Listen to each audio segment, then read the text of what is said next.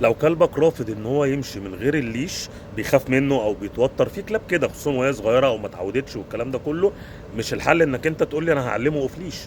تمام، لا، هو انت لازم الاول تعلمه في الليش كويس، ثم بعد كده تمشيه اوف ليش. تمام، علشان نبقى ماشيين الاداء الصحيح.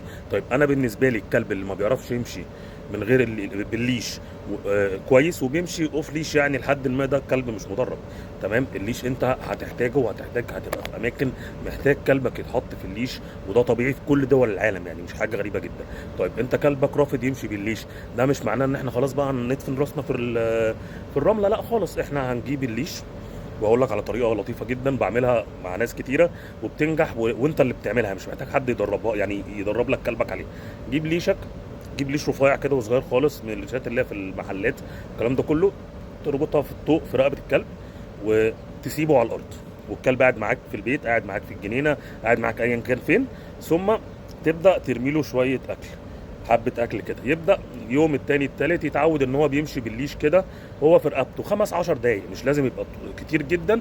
ولو لقيته طبعا بيعضعض في الليش او كده، بتبدا تشتت انتباهه وتكافئه عشان تشتت انتباهه. بعد كده بتبدا وهو خلاص اتعود ان الليش في رقبته وبيمشي بيه، بتبدا تمسك الليش وتخليه هو يمشي وانت ماشي وراه، يعني مش هو اللي ممشيك ولا انت اللي ممشيه، لا، كانك انتوا اتنين واصلين ببعض كده، والليش سايب كده مش مشدود ما بينكم. تمام، اليوم اللي بعديه بتبدا مش يعني اليوم اللي بعديه او الايام اللي بعديها حسب استجابه الكلب، تبدا تغير اتجاهه بالراحه والكلام ده كله. لما تبدا تبقى في البيت الدنيا بقت كويسه، وخلاص بقى بيتعامل مع الليش ويتقبله، تبدا تنقل الكلام ده للشارع.